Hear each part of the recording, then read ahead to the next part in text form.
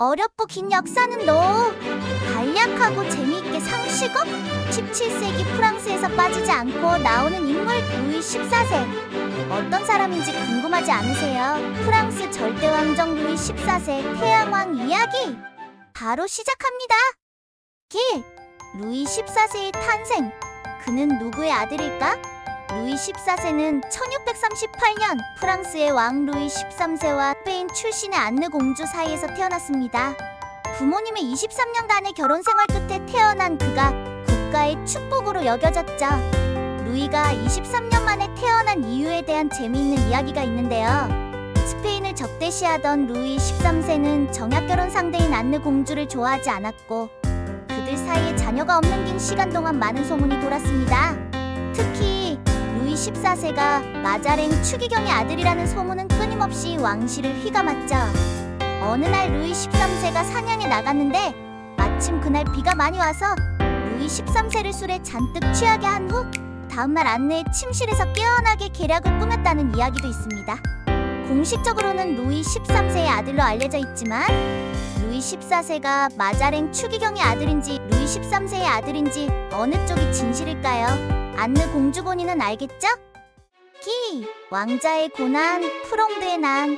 어쨌든 귀한 왕손인 루이 14세가 태어났고 아버지 루이 13세는 루이에 대한 애정도 없이 기대만 큰 나머지 심지어 3살 된 루이에게 매질을 했다고 하니 바로 왕자의 고난의 시작이었죠.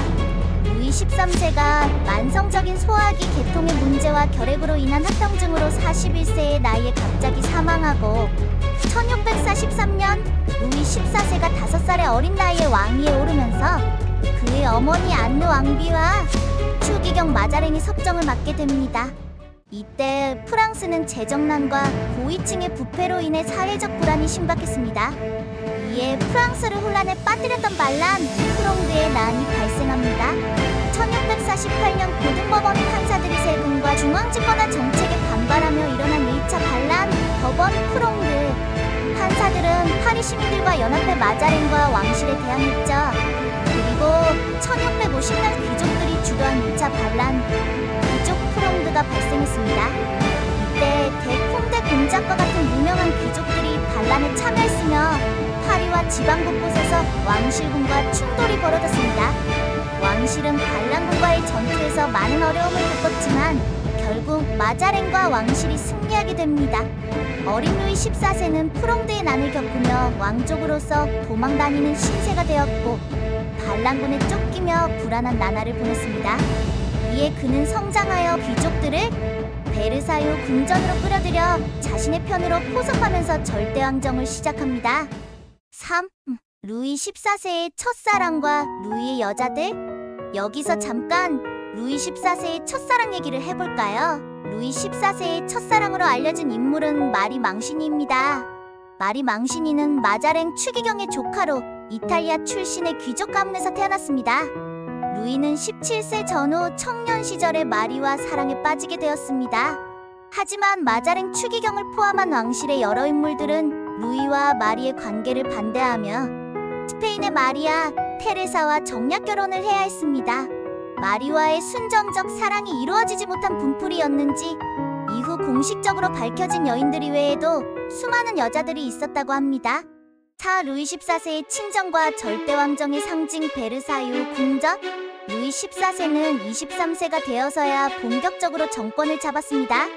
그는 하루에 6시간 이상을 일하며 국무회의를 직접 주재하고 여러 개혁을 단행했습니다.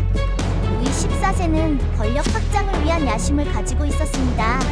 군제 개혁에 힘썼고 이를 통해 프랑스군은 유럽에서 가장 강력한 군대가 되었습니다. 그의 치세 동안 프랑스는 여러 전쟁을 통해 영토를 넓혔습니다. 루이 14세는 독실한 가톨릭 신자로 자신의 종교적 신념을 강조했습니다. 가톨릭과 개신교 신자들, 즉 위그노 사이의 평화를 도모하기 위해 제정된 법령인 랑트 칙령을 폐지하고 위그노를 탄압함으로써 종교적 통합을 추진했습니다. 그리고 그의 통치의 상징, 바로 베르사유 궁전은 단순히 왕의 거처가 아니라 프랑스 권력의 상징이었습니다. 이 궁전에서 그는 프랑스의 정치적, 문화적 중심을 완전히 장악했습니다. 베르사유 궁전이 화장실 없는 궁전이라는 소문, 과연 사실일까요? 사실 루이 14세 시절의 베르사유 궁전에는 화장실과 욕실이 제대로 갖추어져 있었습니다. 베르사유의 평면도를 보면 옷방과 용변실들이 체계적으로 갖추어져 있었고, 루이 14세 통치 말년에는 더욱 세련된 양식으로 발전되었습니다. 루이 14세는 최신식 설비를 도입하여 궁전을 더욱 편리하게 만들었습니다. 벽장, 욕조, 하수관, 대리석, 바닥 등 다양한 시설을 갖추었고, 물에 강하고 부드럽고 가공하기 쉬운 금속인 납으로 판을 만들어 궁전을 방수 처리하고 도자기, 난로도 설치했습니다. 하지만 베르사유궁이 화려함과 대조적으로 더럽다는 이야기 들어보셨죠? 그 이유는 궁전의 규모에 비해 실제로 사용할 수 있는 화장실이 매우 제한적이었고, 이동식 변기 사용으로 정기적으로 비우지 않으면 악취와 위생 문제가 발생했습니다. 그리고 효과적인 하수도나 배수시설이 부족해 오물과 폐수가 제대로 처리되지 않았으며, 수많은 귀족, 하인, 방문객들이 항상 드나드는 장소로 자연히 위생관리가 어려웠습니다. 오! 사생활? 루이 14세 그의 사생활을 살펴볼까요? 루이 14세는 베르사유 궁전에서의 생활을 일반 국민들 앞에 공개했습니다. 특히 일요일의 만찬은 누구나 볼 수 있었고, 그의 우아한 식사 모습은 많은 사람들에게 인상 깊었습니다. 그는 특히 삶은 계란을 많이 먹었고, 때때로 한 번에 5개씩 먹었다고 하죠. 루이 14세의 식탐은 대단했다고 알려졌는데, 연회가 열릴 때면 폭식을 해서 4종류의 수프, 뻥 2마리, 큰 샐러드 한 접시, 두꺼운 햄 2조각, 마늘 소스로 양념된 양고기 한 접시, 페이스트리 한 접시 가득, 마지막으로 과일과 삶은 계란을 한 번에 식사해 먹었다고 합니다. 루이 14세 시절에는 포크가 보편화되지 않았고, 왕은 손과 칼을 사용하여 식사했습니다. 그는 포크를 사용하지 않으려 했으나 말년에는 포크 사용을 인정하였고, 이는 유럽 전역에 퍼져 식사 도구 사용이 에티켓으로 자리 잡았습니다. 6. 외모! 루이 14세의 외모를 살펴볼까요? 루이 14세는 젊은 시절 잘생긴 미남으로 유명했습니다. 초상화를 보면 다리를 강조한 포즈가 많은데, 이는 그의 멋진 각선미를 보여주기 위해서였습니다. 하지만 그의 얼굴에는 한 가지 흠이 있었습니다. 바로 천연두로 인한 가벼운 마마 자국이 뺨과 이마에 남았다는 점입니다. 또한 루이 14세는 젊은 나이에 심한 말라리아를 앓고 거의 죽을 뻔했습니다. 다행히 살아남았지만 그 후유증으로 탈모가 일찍 찾아왔죠. 그래서 그는 멋진 가발을 맞추어 착용해야 했습니다. 7일 춤추는 왕. 루이 14세는 문학과 예술을 크게 지원했으며, 많은 예술가들이 그의 후원을 받았습니다. 루이 14세는 음악과 발레를 아주 좋아했습니다. 루이는 유명한 작곡가이자 발레 안무가 장바티스트 릴리와 어릴 적부터 알고 지내며 그의 음악을 특별히 아꼈습니다. 루이는 릴리가 작곡한 발레 음악에 맞춰 춤을 추는 것을 즐겼습니다. 루이 14세와 릴리의 관계는 매우 가까웠습니다. 그들이 얼마나 친밀했는지 동성애 소문까지 돌았을 정도였죠. 그러나 릴리가 여러 남성과의 연애 관계로 인해 스캔들에 휘말리자 루이 14세는 점차 그를 멀리하게 되었습니다. 루이는 웬만한 무용수들보다 뛰어난 춤으로 사람들의 감탄을 불러일으켰습니다. 특히 젊은 루이 14세가 태양신 아폴론 의상을 입고 무대에 서면 온 귀족이 태양왕 만세를 외치며 그를 우러러보았습니다. 이때부터 루이 14세는 태양왕이라는 별명을 얻게 되었습니다. 하지만 30살에 루이 14세는 발레를 그만두게 됩니다. 바로 백성들 사이에서 발레왕이라는 별명이 퍼진 것을 알게 되었기 때문이죠. 이 별명은 왕의 권위에 어울리지 않으며, 나이가 들수록 정치에 집중해야 했고 체력적인 문제도 가세해 그는 발레를 그만두기로 결심하게 된 것입니다. 팔 건강. 이제 루이 14세의 건강에 대해 알아볼까요? 당시 유럽에서는 가장 이상적인 장 상태는 텅 빈 것이라 믿었습니다. 그래서 루이 14세의 주치의 앙투앙 다킹은 왕에게 다량의 설사약을 먹였습니다. 그 결과 루이 14세는 늘 화장실에 가야 했죠. 왕의 이런 생활 방식은 그가 자주 용변을 보는 원인이 되었습니다. 왕의 배변 순간에 함께한 사람들 중 일부는 뒤처리를 하는 영광을 누리기도 했습니다. 왕의 몸은 아무나 함부로 만질 수 없었고, 항문을 맡긴다는 것은 엄청난 신뢰를 의미했습니다. 따라서 왕의 뒤를 닦아주는 일은 아무나 할 수 있는 일이 아니었죠. 왕의 뒤를 닦아주는 일도 당시에는 중요한 직책이었던 셈이죠. 게다가 루이 14세는 장시간 앉아있는 문제로 치질에 걸렸고 결국 수술을 받아야 했습니다.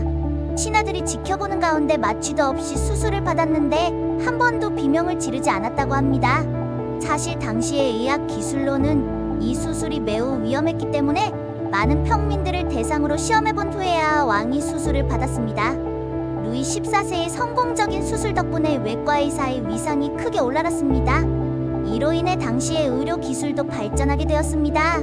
17세기 프랑스는 물이 피부의 자연 보호막을 제거하여 질병에 취약하게 만든다는 믿음이 있었습니다. 그래서 루이도 평생에 걸쳐 목욕을 3번만 했다는 이야기도 있습니다. 대신 그는 물과 알코올을 적신 수건으로 청결을 유지했고 향수를 사용했습니다. 루이 14세는 식습관 때문에 충치에 시달렸습니다. 결국 모든 일을 뽑아야 했죠. 루이 14세는 중년 이후에는 중풍에 걸리고 건강이 매우 좋지 않았습니다. 건강하지 않아 유동식만 섭취했습니다. 그럼에도 불구하고 초상화에서는 늘 당당한 포즈를 취하고 있는데 이는 상상으로 그려진 것들이랍니다.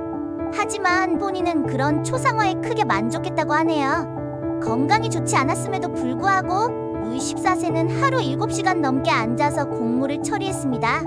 또한 맵기 기름진 음식을 공개적으로 3, 4시간 동안 먹었으며 시간을 내어 애첩들을 만나러 다니기도 했습니다. 그의 장시간 앉아서 곡물을 처리하는 습관과 심각한 건강 문제는 그의 사망에 영향을 미쳤습니다. 최후에는 몸에 반신이 썩어 들어갔는데 그 상태에서도 귀족들을 불러보아 작별 인사를 했을 정도로 쇼맨십이 강했던 인물입니다. 루이 14세는 1715년 77세의 나이로 세상을 떠났습니다.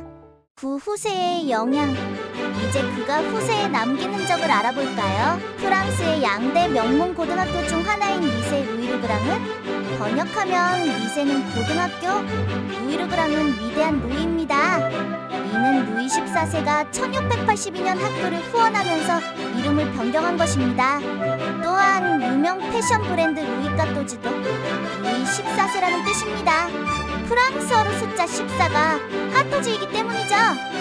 루이 14세의 유명한 말, 짐이 곧 국가다, 레타, 셀보아가 있습니다. 하지만 실제로는 이런 말을 하지 않았을 가능성이 더 높다고 합니다. 그의 통치 철학을 요약하는 후대 해석의 가능성이 더 높기 때문이죠. 루이 14세 이야기 흥미롭지 않으셨나요? 하얀쥐 상식 채널은 여러분에게 흥미로운 상식을 전해드리고 있습니다. 구독과 좋아요는 항상 저희에게 큰 힘이 됩니다. 시청해주셔서 감사합니다. 안녕, 다음에 또 만나요.